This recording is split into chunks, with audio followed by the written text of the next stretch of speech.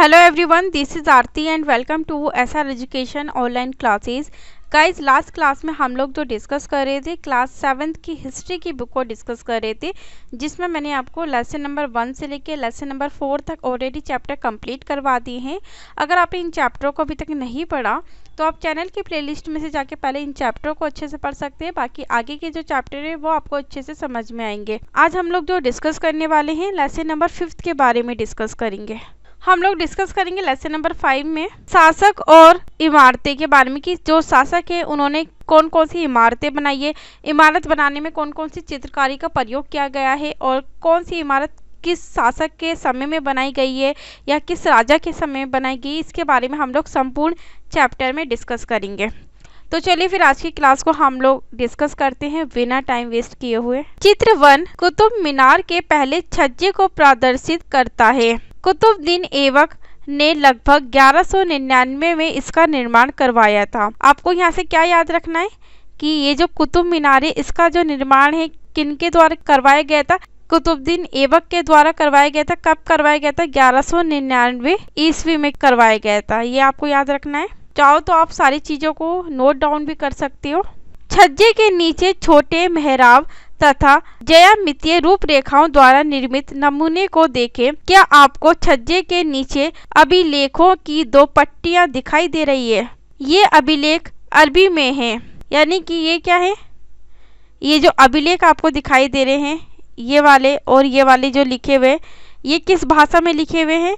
ये अरबी भाषा में लिखे हुए। ये आपको याद रखना है। गौर करें कि मीनार का बाहरी हिस्सा घुमावदार तथा कोणीय है और जो मीनार का जो बाहरी हिस्सा था यानी कि बाहर का जो हिस्सा था वो कैसा था? घुमावदार था और कोणीय था, यानी कि कोण की आकृति का बना हुआ था। ऐसी सतह पर अभिलेख लिखने के लिए काफी परिशुद्धता की आवश्यकता होती थी। सर्वाधिक योग्य कारीगर ही इस कार्य को संपन्न कर सकते थे और ऐसी जगह पे जो अभिलेख लिखने के लिए जो कुशल कारीगर होते थे, जिन्हें अच्छी नॉलेज थी और प्रशिक्षण प्राप्त था, सिर्फ वही ऐसी जगहों पे अच्छे से अभिलेख लिख सकते थे। याद रखें कि 800 वर्ष पूर्व केवल कुछ ही इमारतें पत्थर या ईंटों की बनी होती थी। आपको ये भी याद रखना है कि जो 800 वर्ष पहले की बात हो रही कि जो कुछ इमारतें थी वो कैसे बनाई जाती थी?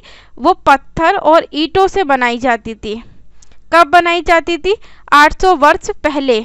13वीं शताब्दी में कुतुब मीनार जैसी इमारत का देखने वालों पर क्या प्रभाव पड़ा होगा? और आपको ये भी याद रखना है कि कुतुब मीनार इमारत का जो निर्माण हुआ था कब हुआ था? 13वीं शताब्दी में हुआ था। चलिए इसे डिस्कस करते हैं। कुतुब मीनार 5 मंजिली इमारत है। आपको याद रखना है कि कुतुब मीनार है, इसमें कितनी मंजिल है? इसमें 5 मंजिल है। अभिलेखों की पट्टियां इसके पहले छज्जे के नीचे है और अभिलेखों की जो पट्टियां अभी मैंने आपको बताई कहा है इसके पहले छज्जे के नीचे, ये जो आपको दिखाई दे रही है। और ये जो अभिलेख लिखे गए वो कौन सी भाषा में लिखे गए? ये अरबी भाषा में लिखे गए हैं। और कुतुब मीनार का निर्माण कब हुआ था? 1199 ईस्वी में हुआ था। ये आपको याद रखना है। आगे बढ़ते हैं।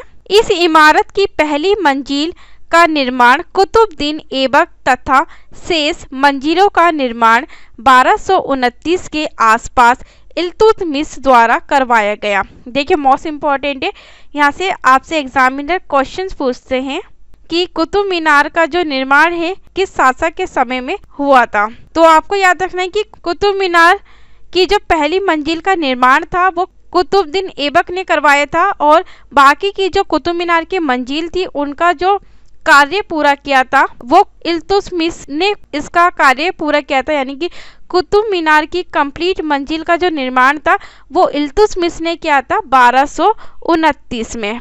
और सिर्फ कुतुबुद्दीन ऐबक ने कुतुब मीनार की पहली मंजिल बनवाई थी। ये आपको याद रखना है। कई वर्षों में ये इमारत आंधी, तूफान तथा भूकंप की वजह से क्षतिग्रस्त हो गई थी और अब भाई इमारत बन गई है तो जो इमारत है उसे ना किसी प्रकार की तो क्षति होगी ही, यानी कि इमारत को कोई ना कोई नुकसान तो होगा ही आंधी तूफान या फिर भूकंप आने के समय पे। तो इसलिए आपको नाम याद रखना है अलाउद्दीन खिलजी या फिर अलाउद्दीन खिलजी भी इन्हें कहा जाता है। ये खिलजी वंश के महत्वपूर्ण शासक थे। मोहम्मद तुगलक वंश के शासक थे। फिरोज शाह तुगलक, ये भी तुगलक वंश के शासक थे, तथा इब्राहिम लोदी, ये लोदी वंश के शासक थे। इब्राहिम लोदी को ही मैंने आपको बताया था कि इब्राहिम लोदी का 1526 में बाबर के साथ युद्ध हुआ था और बाबर ने इब्राहिम लोदी को पराजित किया था। और 1526 के बाद से ही किसकी स्थापना हो गई थी? मुगल वंश की स्थापना हुई थी। ये आपको याद रखना है, मैंने लास्ट चैप्टर में आपको बताया ही था। तो आपको याद रखना है कि मोहम्मद तुगलक, फिरोज शाह तुगलक, इब्राहिम लोदी ने कुतुब मीनार की मरम्मत करवाई थी। यानी कि भूकंप आने के समय या फिर आंधी तूफान आने के समय जो कुतुब मीनार थी उसे कोई ना कोई क्षति हुई थी, जिसके कारण इन राजाओं ने दोबारा से कुतुब मीनार की मरम्मत करवाई थी। चलिए, यहाँ पे अब आपको कोई डाउट तो नहीं है? सारी चीजें आपको बहुत अच्छी तरीके से समझ में आई होगी। चलिए आगे बढ़ते हैं हम लोग। 8वीं और 18वीं शताब्दियों, कब की बात हो रही है? 8वीं और 18वीं शताब्दियों के बीच राजाओं तथा उनके अधिकारियों ने 2 तरह की इमारतों का निर्माण किया। कितनी तरह की इमारतों का निर्माण किया था? 8वीं और 18वीं शताब्दियों में 2 तरह की इमारतों का निर्माण किया था। पहली तरह की इमारतों में सुरक्षित, संरक्षित तथा इस दुनिया और दूसरी दुनिया में आराम विराम की भव्य जगह जैसे किले बनवाए, महल बनवाए तथा मकबरे बनाए थे। ये आपको याद रखना है कि 8वीं और 18वीं शताब्दी में 2 तरह की इमारतों का निर्माण हुआ था। पहली तरह की जो इमारत थी, किस किस इमारत का निर्माण हुआ था? किले बनवाए गए थे, महल बनवाए गए थे और मकबरे बनवाए गए थे आराम करने के लिए।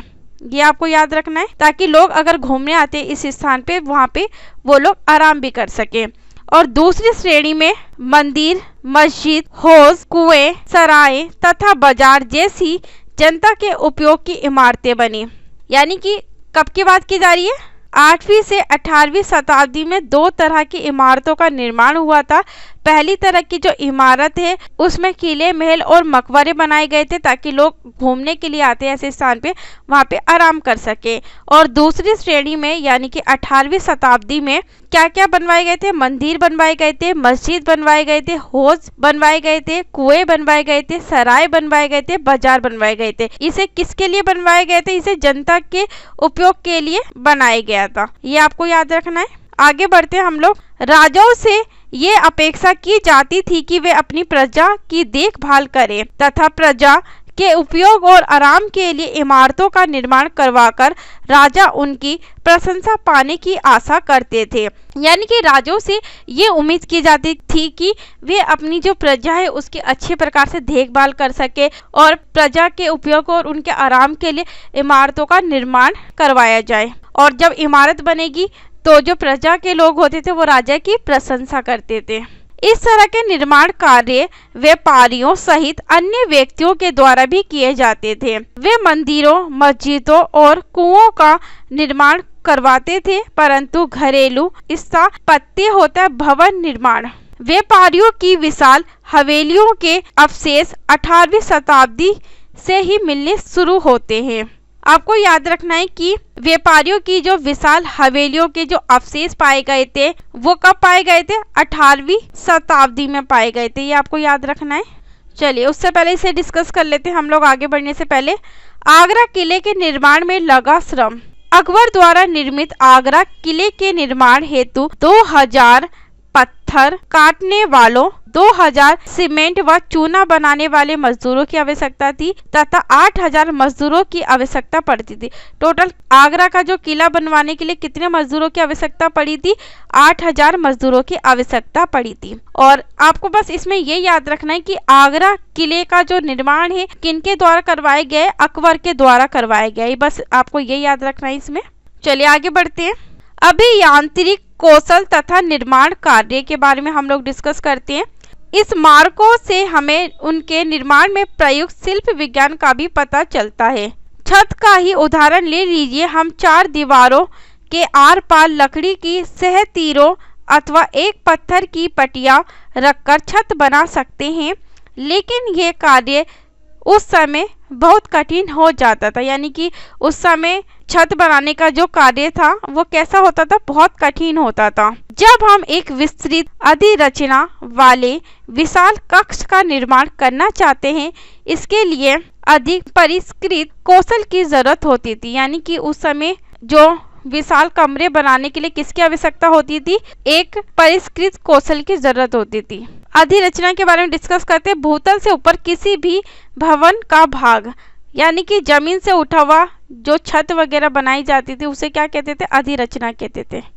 राजस्थान के बूंदी में स्थित रानी जी की बावड़ी उन 50 बावड़ियों में सबसे बड़ी थी, जिसका निर्माण पानी की आवश्यकता की पूर्ति के लिए किया गया। आपको याद रखना है कि जो बावड़ी बनाई जाती थी वो किस लिए बनाई जाती थी? वो इसलिए बनाई जाती थी ताकि जो पानी की आवश्यकता को पूरा किया जा सके। अपनी स्थापत्य सुंदरता के लिए विख्यात इस बावड़ी का निर्माण कब हुआ था? 1699 ईस्वी में रानी नाथावत जी ने, जो बूंदी के राजा अनिरुद्ध सिंह की रानी थी, ने किया था। ये आपको याद रखना है। आगे बढ़ते हैं हम लोग। 7वीं और 10वीं शताब्दी के मध्य वास्तुकार भवनों में और अधिक कमरे, दरवाजे और खिड़कियां बनाने लगे। आपको याद रखना है 7वीं और 10वीं शताब्दी के मध्य में, यानी कि 7वीं और 10वीं शताब्दी के बीच में वास्तुकार भवनों में और अधिक जो कमरे थे, दरवाजे थे और खिड़कियां ये बनाना शुरू किया था। छत, दरवाजे और खिड़कियां अभी भी 2 ऊर्ध्वाधर के खंभों के आर पार एक अनुप्रस्थ सहतीर रखकर बनाए जाते थे। वास्तुकला की ये शैली क्या कहलाती थी? आपको याद रखना, अनुप्रस्थ टोंडा निर्माण कहलाई जाती थी। 8वीं से 13वीं शताब्दी के बीच मंदिरों, मस्जिदों, मकबरों तथा सीढ़ीदार कुओं या फिर बावली से जुड़े भवनों के निर्माण में इस शैली का जो प्रयोग किया गया था, इस शैली का जो प्रयोग था, अनुप्रस्थ टोंडा निर्माण की शैली का प्रयोग कब किया गया था? 8वीं से 13वीं शताब्दी के बीच में किया गया था। कहाँ कहाँ पे? मंदिर बनवाने में, मस्जिद बनवाने में, मकबरे बनवाने में, सीढ़ीदार कुओं या फिर बावली से जुड़े जो भवनों के निर्माण होते थे वो अनुप्रस्थ टोंडा शैली से बनाए जाते थे। ये आपको याद रखना है। दिल्ली की कुबत अल इस्लाम मस्जिद का एक हिस्सा 12वीं शताब्दी का उत्तरार्ध है। यानी कि ये क्या है? ये दिल्ली की कुबत अल इस्लाम मस्जिद का एक पार्ट आपको दिखाया गया है कि जो मस्जिद थी वो इस प्रकार से बनाई जाती थी। और ये कब का समय? ये 12वीं शताब्दी का समय है। 12वीं शताब्दी में जो मस्जिद थी वो इस प्रकार से बनाई जाती थी। मेहराब के निर्माण में अनुप्रस्थ टोंडा तकनीक का इस्तेमाल, ये क्या है? ये जो इस प्रकार से आपको दिखाया गया है ना, ये जो डिजाइन है इसको क्या कहते हैं? अनुप्रस्थ टोंडा तकनीक कहते हैं। यानी कि ये जो दीवार है वो किसके ऊपर टिकी हुई है? वो इसके ऊपर टिकी हुई है। आगे बढ़ते हैं। 11वीं शताब्दी के प्रारंभ में मंदिर निर्माण, और आपको याद रखना है कि 11वीं शताब्दी के प्रारंभ में, यानी कि 11वीं शताब्दी के स्टार्टिंग में किसका निर्माण हुआ था? मंदिरों का निर्माण हुआ था। शिव की स्तुति में बनाए गए कंदिरिया महादेव मंदिर का निर्माण चंदेल राजवंश के राजा धंगदेव द्वारा 999 में किया गया था। आपको याद रखना, मोस्ट इम्पोर्टेंट है, यहाँ से एग्जामिनर आपसे क्वेश्चन पूछ लेते हैं कि कंदिरिया महादेव मंदिर का निर्माण किस राजवंश के समय में हुआ था या फिर किस राजा के द्वारा बनवाया गया था। आपको याद रखना ये कौन सा मंदिर है? ये है कंदिरिया महादेव मंदिर है। इसका जो निर्माण है वो चंदेल राजवंश के जो राजा थे धंगदेव उनके द्वारा बनवाया गया था। और कब बनवाया गया था? ये बनवाया गया था 999 में बनवाया गया था। मंदिर की योजना, चित्र 3ख। मंदिर की योजना एक अलंकृत द्वार, इसके प्रवेश भाग और मुख्य सभा भवन यानी कि महामंडप जहां नृत्य का आयोजन होता था तक पहुंच जाता था। प्रमुख देवता की मूर्ति मुख्य मंदिर यानी कि गर्भगृह में रखी जाती थी। आपको याद रखना है कि प्रमुख देवता की मूर्ति वो कहाँ रखी जाती थी? वो मुख्य मंदिर में रखी जाती थी। मुख्य मंदिर यानी कि गर्भगृह में प्रमुख देवता की मूर्तियां रखी जाती थी और धार्मिक अनुष्ठान इसी जगह संपन्न किए जाते थे। और गर्भगृह में ही जो धार्मिक अनुष्ठान होते थे, यज्ञ होते थे, वो पूरे किए जाते थे। ये आपको याद रखना है। तथा इसमें केवल राजा और उनका निकटतम परिवार तथा पुरोहित एकत्रित होते थे। आपको याद रखना है कि गर्भगृह में सिर्फ किन्हें परमिशन थी? सिर्फ राजा को परमिशन थी जो यज्ञ करवाते थे, अनुष्ठान करवाते थे, और या फिर राजा के जो परिवार के लोग थे वो यहाँ पे जा सकते थे गर्भगृह में, और या फिर पुरोहित जो थे वो गर्भगृह में इकट्ठे हो सकते थे, बाकी और किसी को परमिशन नहीं थी। ये आपको जो चित्र दिखाया गया है। आगे बढ़ते हैं। खजुराहो समूह में राजकीय मंदिर सम्मिलित थे जहां सामान्य जनमानस को जाने की अनुमति नहीं थी। आपको याद रखना है, खजुराहो समूह में राजकीय मंदिर सम्मिलित थे, मगर वहाँ पे जो सामान्य जनमानस लोग थे उन्हें जाने की परमिशन नहीं थी। ये मंदिर सुपरिष्कृत उत्कीर्णित मूर्तियों से अलंकृत यानी कि मूर्तियों से सजाई गई है। चलिए चित्र 4 को हम लोग डिस्कस करते हैं। तंजावुर के राज राजेश्वर मंदिर, ये आपको याद रखना है। कभी कभी एग्जामिनर आपसे क्वेश्चन पूछ लेते कि राज राजेश्वर मंदिर कहाँ पर है, तो कहाँ ये तंजावुर में है। तंजावुर के राज राजेश्वर मंदिर का शिखर उस समय के मंदिरों में सबसे ऊंचा था। ये क्या है, ये मंदिरों का शिखर था, ये उस समय सबसे ऊंचा था। इसका निर्माण कार्य आसान नहीं था क्योंकि उन दिनों कोई क्रेन नहीं था, इसलिए इसका जो निर्माण करना था वो कैसा था, कठिन था बहुत। शिखर के शीर्ष पर 90 टन का पत्थर ले जाना इतना भारी होता था कि उसे व्यक्ति अपने आप उठाकर नहीं ले जा सकते थे, इसलिए इस काम के लिए वास्तुकारों ने मंदिर के शीर्ष यानी कि मंदिर के ऊपर तक पहुंचने के लिए सीढ़ीदार रास्ता बनवाया। क्या बनवाया था कि मंदिर के जो ऊंचे भाग तक पहुंच सके, सीढ़ीदार रास्ते बनवाए थे ताकि मंदिर के शीर्ष भाग तक पहुंच सके। रोलरों द्वारा भारी पत्थरों को इस रास्ते से ऊपर ले जाया जाता था और सीढ़ीदार रास्ते से ही जो भी भारी पत्थर होते थे वो ले जाए जाते थे। इस काम के लिए 4 किलोमीटर से ज्यादा लंबा पथ यानी कि रास्ता तैयार किया जाता था, जिससे चढ़ाई बहुत खड़ी ना हो और जिससे जो चढ़ाई है वो खड़ी ना हो। ये आपको याद रखना है। मंदिर बन जाने के बाद इसे गिरा दिया गया और जब मंदिर बन के तैयार हो जाता था फिर जो ये जो पथ या रास्ते बनाए जाते थे इसे क्या कर दिया जाते थे, इसे गिरा दिए जाते थे। लेकिन उस क्षेत्र के लोगों ने मंदिर निर्माण के अनुभव को काफी लंबे समय तक याद रखा। आज भी मंदिर के पास एक गांव को चारुपल्लम कहा जाता है, जिसका शाब्दिक अर्थ है चढ़ाईदार रास्ते का गांव। आपको यहाँ से क्या याद रखना है, आपको बस ये याद रखना है कि मंदिरों के पास जो गांव होते हैं उसे किस नाम से जाना जाता है, उसे चारुपल्लम के नाम से जाना जाता है। चारुपल्लम का क्या अर्थ था, वो था चढ़ाईदार रास्ते का गांव। ये कहाँ की बात हो रही है, ये तंजावुर की बात हो रही है। चलिए आगे बढ़ते हैं हम लोग। 12वीं शताब्दी में 2 प्रौद्योगिकी एवं शैली संबंधी परिवर्तन दिखाई पड़ने लगते हैं। कब की बात हो रही है, 12वीं शताब्दी की बात हो रही है। कौन कौन से परिवर्तन है, 2। पहला परिवर्तन है दरवाजों और खिड़कियों के ऊपर की अधिरचना का भार कभी कभी मेहराबों पर डाल दिया जाता था। वास्तुकला का ये चापाकार रूप था। ये वास्तुकला का कौन सा रूप था, ये वास्तुकला का चापाकार रूप था। किस पे डाल दिया जाता था, इसका जो वजन होता था, भार होता था, वो मेहराबों पे डाल दिया जाता था। मेहराब का विशुद्ध रूप, मेहराब के मध्य में डोट, ये क्या है, मेहराब का ये डोट है। अधिरचना के भार को मेहराब की आधारशिला पर डाल देती थी और जो अधिरचना का जो भार है वो जो मेहराब की जो आधारशिला इस प्रकार से ये जो बनी गई है इस पे क्या होता था, इसका जो भार था वो इस पे आ जाता था, जिससे कि मजबूती से टिकी रहे। अगला जो परिवर्तन है, निर्माण कार्य में चूना पत्थर सीमेंट का प्रयोग बढ़ गया था और जो निर्माण बनाने में जो चूना पत्थर था, सीमेंट था, उसका जो प्रयोग था वो बढ़ गया था। उच्च श्रेणी की सीमेंट होती थी जिसमें पत्थर के टुकड़ों के मिलाने से कंक्रीट बनती थी। इसकी वजह से विशाल ढांचों का निर्माण सरलता यानी कि आसानी से और तेजी से होने लगा। ये आपको याद रखना है। मेहराब का विशुद्ध रूप, अलाई दरवाजे का मेहराब कब हुआ था, प्रारंभिक 14वीं सदी में हुआ था। ये आपको याद रखना है कि अलाई दरवाजे का जो मेहराब है वो 14वीं सदी के प्रारंभ में हुआ था। कुवत अल इस्लाम मस्जिद कहाँ है, ये दिल्ली के अंदर है। ये इस प्रकार से बनाए गए हैं। चित्र 6, आगरा किले में जल द्वार निर्माण को दिखाती एक चित्रकारी इसे अकबरनामा से लिया गया है। ये इस प्रकार से आपको जो चित्र दिखाई है कहाँ से लिया गया, ये अकबरनामा से लिया गया। चलिए आगे बढ़ते हैं। मंदिरों, मस्जिदों और हौजों का निर्माण। मंदिरों और मस्जिदों का निर्माण बहुत सुंदर तरीके से किया जाता था क्योंकि वे उपासना के स्थल थे। वे अपने संरक्षक की शक्ति, धन वैभव तथा भक्ति भाव का भी प्रदर्शन करते थे।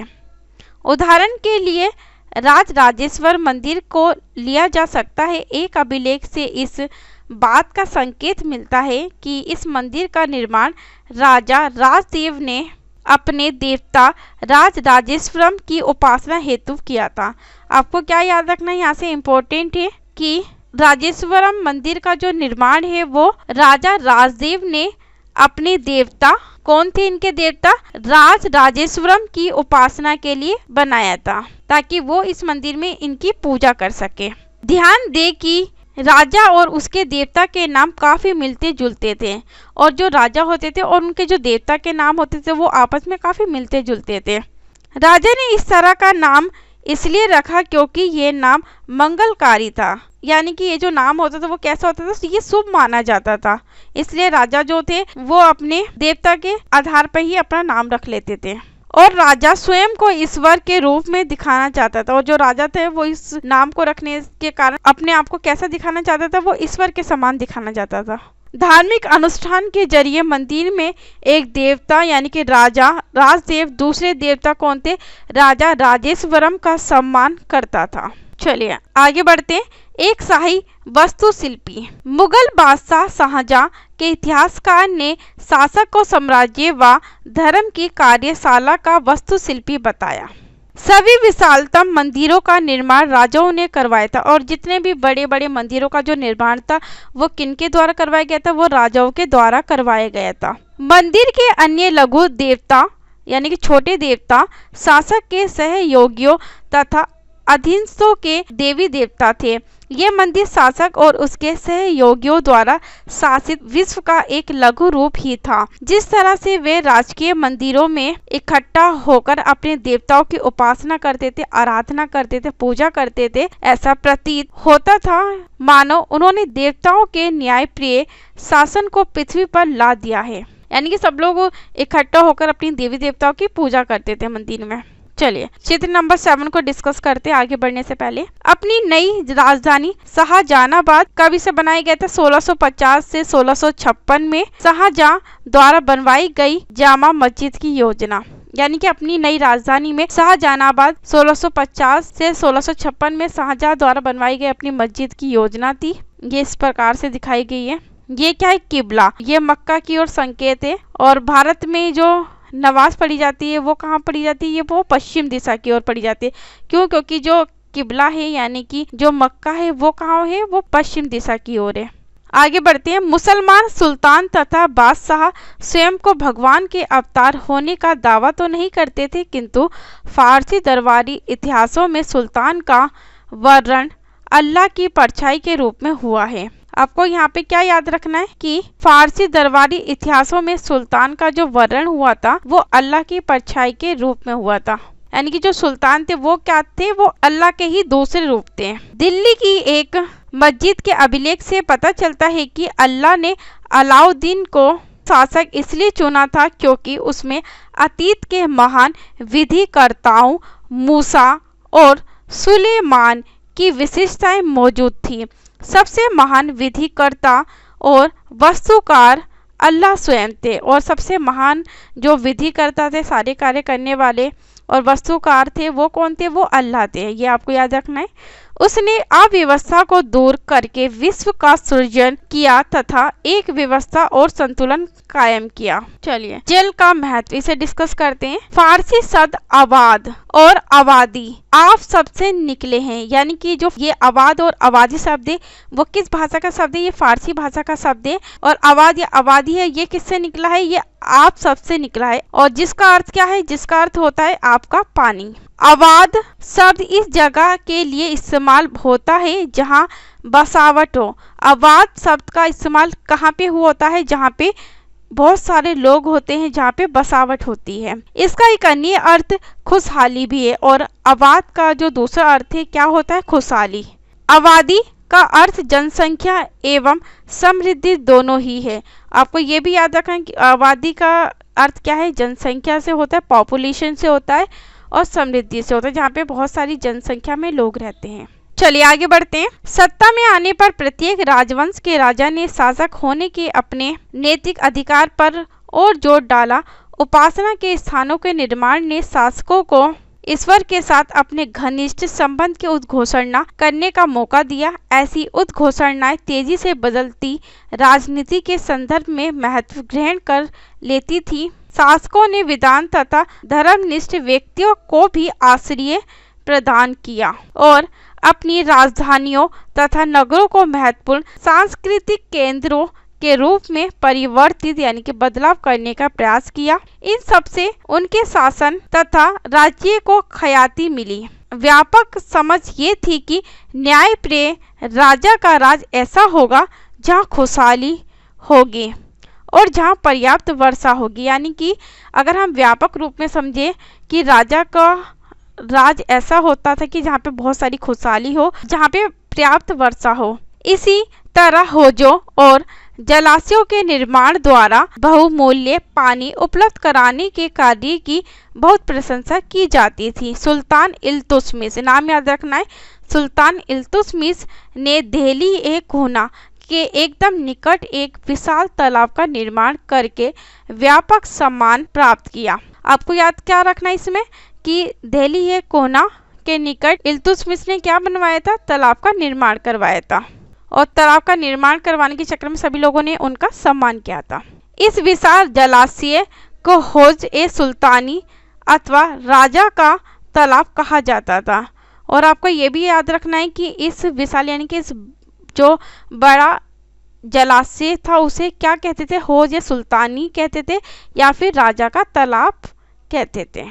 शासक प्राय सामान्य लोगों के लिए बड़े और छोटे हौजों और तालाबों का निर्माण करवाते थे। यानी कि जो राजा थे वो सामान्य लोगों के लिए और बड़े और छोटे हौजों का निर्माण करवाते थे।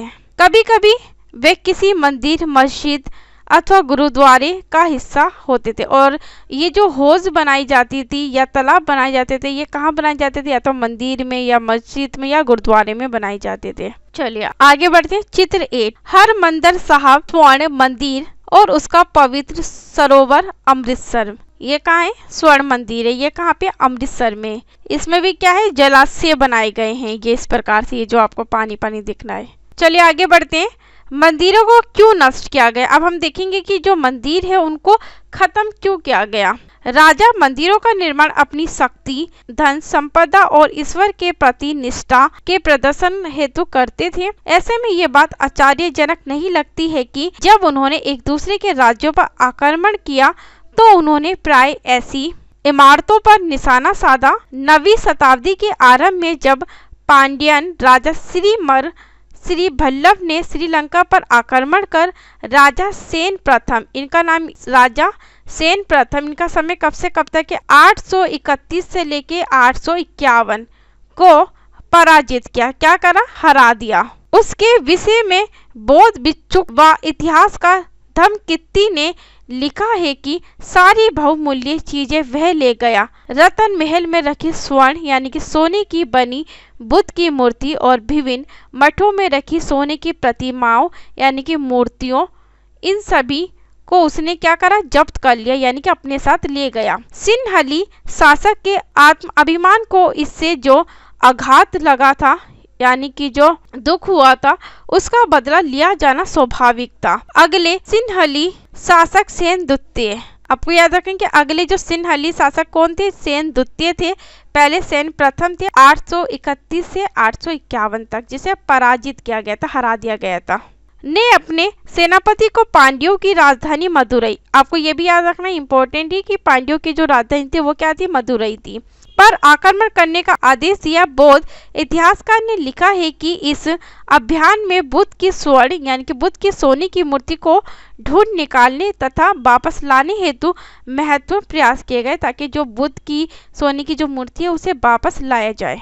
चले चित्र 9, मुगल चारबाग। हुमायूं के मकबरे का चारबाग, ये कहाँ है, दिल्ली में। इसे कब बनवाया गया था, 1562 से 1571 में इसका समय पूरा हुआ था। कश्मीर में शालीमार बाग का सीढ़ीदार चार बाग 1620 और 1634 में इसका समय पूरा हुआ था, ये आपको दिखाया गया है। लाल महल बारी में चार बाग को तटीय बाग के रूप में अपनाया गया। कब? 1637 में। ये आपको दिखाया गया इस प्रकार से। चलिए आगे बढ़ते हैं।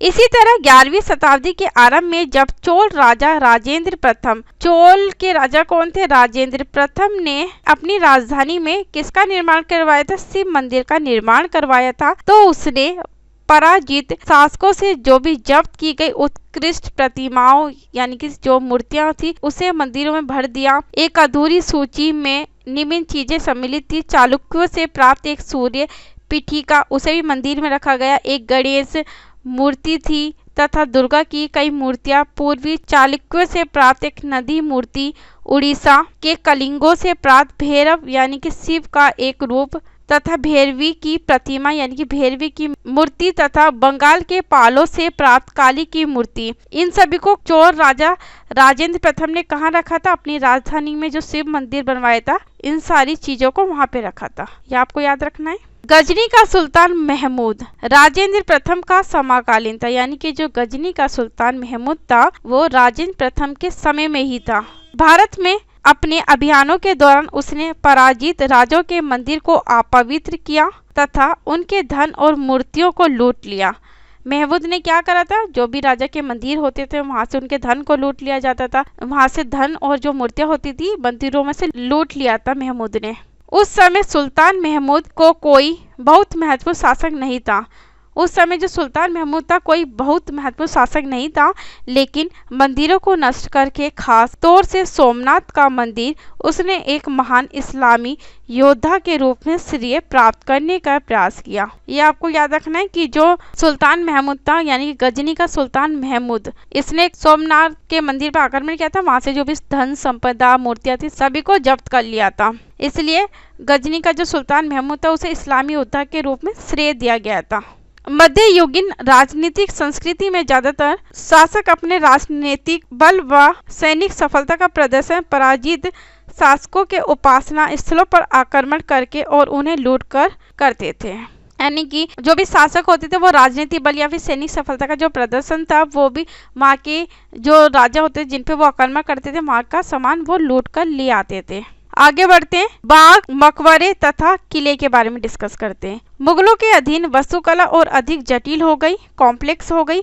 बाबर, हुमायूं, अकबर, जहांगीर और विशेष रूप से शाहजहां साहित्य, कला और वास्तुकला में व्यक्तिगत रुचि लेते थे। अपनी आत्मकथा में बाबर ने औपचारिक बागों की योजनाओं और उनके बनाने में अपनी रुचि का वर्णन किया है। अक्सर ये बाग दीवार से घिरे होते थे तथा कृत्रिम नहरों द्वारा चार बागों में विभाजित आयताकार अहाते में स्थित थे। औपचारिक बागों की योजनाओं और उनके बनाने तथा खाका तैयार करने में बाबर ने अपनी रुचि का वर्णन किया था। चार समान हिस्सों में बटे होने के कारण ये चार बाग कहलाते थे। यानी कि ये चार समान हिस्सों में बटे थे, इक्वल बटे थे चार पार्टों में, इसलिए इसे क्या कहा जाता था? चार बाग कहा जाता था। चार बाग बनाने की परंपरा अकबर के समय से शुरू हुई। ये आपको याद रखें कि जो चार बाग बनाने की जो परंपरा है ना वो अकबर के समय से शुरू हुई थी। इम्पोर्टेंट है, एग्जामिनर आपसे क्वेश्चन पूछते कि चार बाग बनाने की परंपरा किसके समय से शुरू हुई, तो आपको याद रखना है अकबर के समय से शुरू हुई थी। रुचि तो बाबर को भी थी चार बाग बनाने की, मगर बाबर के समय में चार बाग का निर्माण नहीं हुआ था। चार बाग बनाने की जो परंपरा शुरू हुई थी वो अकबर के समय से शुरू हुई थी। कुछ सर्वाधिक सुंदर चार बागों को कश्मीर, आगरा और दिल्ली में जहांगीर और शाहजहां ने बनवाया था। यह आपको याद रखना है कि कुछ महत्वपूर्ण जगहों पे जो चार बागों को कश्मीर में, आगरा में और दिल्ली में जहांगीर और शाहजहां ने बनवाया था। आगे बढ़ते हैं। अकबर के शासनकाल में कई तरह के महत्वपूर्ण वास्तुकलात्मक नवाचार हुए। इनकी प्रेरणा अकबर के वास्तुशिल्पियों ने उसके मध्य एशियाई पूर्वज तैमूर के मकबरों से ली। हुमायूं के मकबरे में सबसे पहली बार दिखने वाला केंद्रीय गुंबद जो बहुत ऊंचा था। केंद्रीय गुंबद कैसा होता था? बहुत ऊंचा होता था। और ऊंचा मेहराबदार प्रवेश द्वार पिस्तक मुगल वास्तुकला के महत्वपूर्ण रूप बन गए। ये मकबरा एक विशाल औपचारिक चार बाग के मध्य में स्थित था। इसका निर्माण 8 स्वर्गों अथवा हस्त विहिस्त की परंपरा में हुआ था, जिसमें एक केंद्रीय कक्ष यानी कि एक केंद्रीय कमरे होते थे, 8 कमरों से घिरा होता था। इस इमारत का निर्माण लाल बलुआ पत्थर से हुआ। इस इमारत का जो निर्माण था कैसे हुआ था? लाल बलुआ पत्थर से हुआ था और इसके जो किनारे थे वो सफेद संगमरमर से बने थे।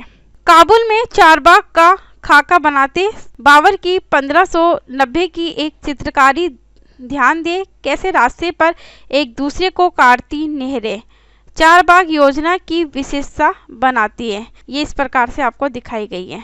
ये जो नहरें वो कैसे काटती है? एक दूसरे को समांतर काट रही है। 1562 और 1571 के बीच निर्मित हुमायूं का मकबरा। ये जो हुमायूं का मकबरा ये कब बना था? 1562 से 1571 के समय में बना था। ये आपको याद रखना है। चलिए आगे बढ़ते हैं। दिल्ली में दीवान ए आम में सिंहासन का छज्जा। ये इस प्रकार से क्या है? ये सिंहासन का ये छज्जा बनाया गया है। यहाँ पे क्या था? यहाँ पे सिंहासन होता था शासक का। इसका निर्माण 1648 में पूरा किया गया और इसका जो निर्माण था वो कब पूरा हुआ था? 1648 में पूरा हुआ था। चलिए आगे बढ़ते हैं। शाहजहां के शासनकाल के दौरान मुगल वास्तुकला के विभिन्न तत्व एक विशाल सद्भावपूर्ण संश्लेषण में मिला दिए गए। शाहजहां के शासन में अनवरत निर्माण कार्य चलते रहे, विशेष रूप से आगरा और दिल्ली में। कहाँ पे शाहजहां के जो निर्माण कार्य थे कहाँ पे चले थे? आगरा में और दिल्ली में चले थे। सार्वजनिक और व्यक्तिगत सभा हेतु समारोह कक्षों यानी कि दीवान ए खास और दीवान ए आम की योजना बहुत सावधानी पूर्वक बनाई जाती थी। एक विशाल आंगन में स्थित ये दरबार चिहिल सुतून अथवा 40 खंभों के सभा भवन भी कहलाते थे। आगे बढ़ते। शाहजहां के सभा भवन विशेष रूप से मस्जिद से मिलते जुलते बनाए गए थे। आपको ये याद रखें कि जो शाहजहां के जो सभा भवन थे वो कैसे बनाए गए थे? वो मस्जिदों से मिलते जुलते थे। उसका सिंहासन जिस मंच पर रखा था उसे प्राय किबला किसे कहते हैं? नमाज के दौरान मुसलमानों के सामने की दिशा होती थी। यानी कि शाहजहां का जो सिंहासन था जहाँ पे शाहजहां बैठता था उसका जो मंच था वो कहाँ पे था? वो किबला की साइड था। किबला किसे कहते हैं? किबला जहाँ पे जो मुसलमान लोग होते हैं वो नमाज पढ़ते हैं। कहा जाता था क्योंकि जिस समय दरबार चलता था उस समय प्रत्येक व्यक्ति उस ओर ही मुंह करके बैठता था। इन वास्तुकलात्मक अभिलक्षणों का इस ओर इशारा था कि राजा पृथ्वी पर ईश्वर का प्रतिनिधि था। यानी कि जो राजा था वो पृथ्वी पर ईश्वर की एक प्रतिनिधि निभा रहा था। चलिए आगे बढ़ते। पितरादूरा उत्कीर्णित संगमरमर अथवा बलुआ पत्थर पर रंगीन ठोस पत्थरों को दबाकर बनाए गए सुंदर तथा अलंकृत नमूने जिन्हें पितरादूरा कहते थे। शाहजहां ने दिल्ली के लाल किले के अपने नवनिर्मित दरबार में राजकीय न्याय और शाही दरबार के अंततः संबंध पर बहुत बल दिया। बादशाह के सिंहासन के पीछे पितरादूरा क्या था? बादशाह के सिंहासन के पीछे पितरादूरा के जड़ाऊ काम की एक श्रृंखला बनाई गई थी जिसमें पौराणिक यूनानी देवता अर्फियस को वीणा बजाते हुए चित्रित किया गया था। ऐसा माना जाता है कि अर्फियस का संगीत आक्रामक जानवरों को भी शांत कर सकता है। यानी कि जो जानवर लड़ाई करते थे, जो जानवर गुस्से में होते थे, जो अर्फियस का संगीत था वो उन्हें शांत कर देता था और वे शांतिपूर्वक एक दूसरे के साथ रहने लगते थे। शाहजहां के सार्वजनिक सभा भवन का निर्माण ये सूचित करता था कि न्याय करते समय राजा ऊंचे और निम्न सभी प्रकार के लोगों के साथ समान व्यवहार करेगा और सभी सद्भाव के साथ रह सकेंगे। यानी कि शाहजहां के सार्वजनिक सभा भवन का जो निर्माण था वो ये बताता था कि जो न्याय करते समय राजा है वो ऊंचे और निम्न सभी प्रकार के जो लोग हो गए उनके साथ समान व्यवहार करेगा। आगे बढ़ते हैं। शासन के आरंभिक वर्षों में शाहजहां की राजधानी आगरा थी। आपको क्या याद रखना इम्पोर्टेंट है कि शासन के आरंभिक वर्षों में शाहजहां की जो राजधानी थी वो आगरा थी। इस शहर में विशिष्ट वर्गों ने अपने घरों का निर्माण यमुना नदी के तटों पर करवाया था। आपको ये भी याद रखना है कि जो आगरा शहर में विशिष्ट वर्गों ने जो अपने घरों का जो निर्माण करवाया था वो यमुना नदी के तटों पर करवाया था। इसका निर्माण चारबाग की रचना के ही समान औपचारिक बागों के बीच में हुआ था। चारबाग की योजना के अंतर्गत ही अन्य तरह के बाग भी थे। जिन्हें इतिहासकार नदी तट बाग कहते हैं। जिन्हें इतिहासकार क्या कहते हैं? नदी तट बाग कहते हैं। इस तरह के बाग में निवास स्थान इस तरह के 4 बाग के बीच में स्थित न होकर नदी तटों के पास बाग के बिल्कुल किनारे पर होता था। आपको क्या याद रखना है कि इस तरह के बाग में जो निवास स्थान होते थे, रहने वाले जो घर होते थे, वहाँ पे 4 बाग के बीच में स्थित ना होकर कहाँ होते थे? नदी तटों के पास बाग यानी कि बिल्कुल किनारे पर होते थे। शाहजहां ने अपने शासन की भव्यतम वास्तुकलात्मक उपलब्धि ताजमहल के नक्शे में नदी तट बाग, आपको याद रखना, नदी तट बाग की योजना अपनाई थी। शाहजहां ने अपने समय में ताजमहल के नक्शे में किसकी योजना अपनाई थी? नदी तट बाग की योजना अपनाई थी। यहाँ सफेद संगमरमर का मकबरा नदी तट के एक चबूतरे पर तथा बाग इसके दक्षिण में बनाया गया था। और जो बाग था वो कैसा बनाया गया था? इसके दक्षिण में बनाया गया था। नदी पर सभी अभिजातों की पहुंच पर नियंत्रण हेतु शाहजहां ने इस वास्तुकलात्मक रूप को विकसित किया। दिल्ली में शाहजहानाबाद में उसने जो नया शहर निर्मित करवाया यानी कि बनवाया, जिसमें शाही महल नदी पर स्थित था। उस समय वहाँ पे जो शाही महल था वो कहाँ था? नदी पर स्थित था। केवल विशिष्ट कृपा प्राप्त अभिजातों जैसे उसके बड़े बेटे दारा सिखो, उसके बड़े बेटे का नाम क्या था? दारा सिखो को ही नदी तक पहुंच मिलती थी। अन्य सभी को अपने घरों का निर्माण यमुना नदी से दूर शहर में करवाना पड़ता था। ये क्या है?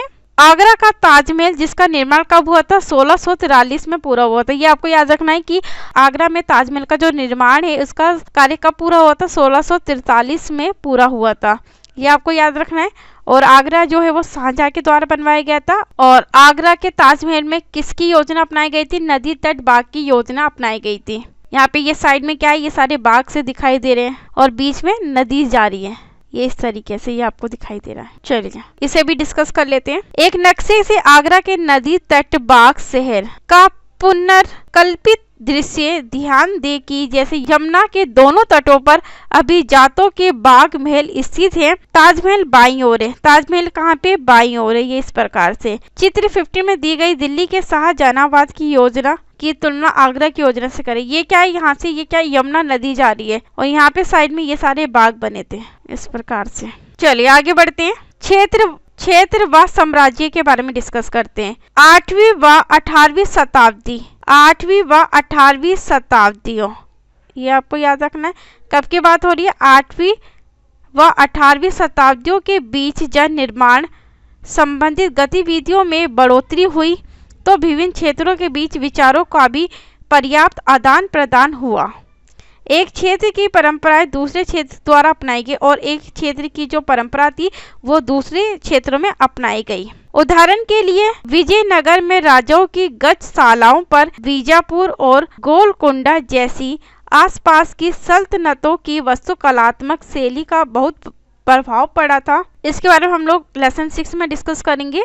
मथुरा के निकट स्थित वृंदावन में बने मंदिरों की वास्तुकलात्मक शैली जो थी वो फतेहपुर सीकरी के मुगलों महलों से बहुत ज़्यादा मिलती जुलती है। यानी कि वही बात की जा रही है, अब जो भी मंदिर बनवाए जाएंगे, जो इमारत बनवाई जाएगी, वो एक दूसरे को देखकर बनाई जाती थी। यानी उनकी जो वास्तुकला थी वो दूसरी जगह के वास्तुकला में उनके डिजाइन देखने को मिलते थे।